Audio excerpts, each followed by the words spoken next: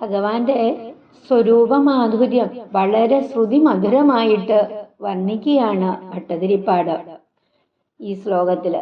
സൂര്യനേക്കാളും ശോഭയേറിയതും കിരീടത്തോടു കൂടിയതും ഗോപിക്കുറി ചാർത്തിയ മിന്നുന്ന നെറ്റിത്തടത്തോടു കൂടിയതും കരുണ കവിഞ്ഞ് ഒഴുകുന്ന കണ്ണുകളോടു കൂടിയതും പ്രേമാദ്രമായ മന്ദസ്മിതം കൊണ്ട് ഉല്ലസിക്കുന്നതും മനോഹരമായ നാസികയോടു കൂടിയതും കണ്ഠദേശത്തിൽ ശോഭിക്കുന്ന കൗസ്തുഭമണിയോടു കൂടിയതും വനമാല, മുത്തുമാലകൾ, ശ്രീവത്സ ചിഹ്നം ഇവയാൽ അത്യധികം പ്രകാശിക്കുന്ന അങ്ങയുടെ മോഹന രൂപത്തെ ഞാൻ ഭജിക്കുന്നു.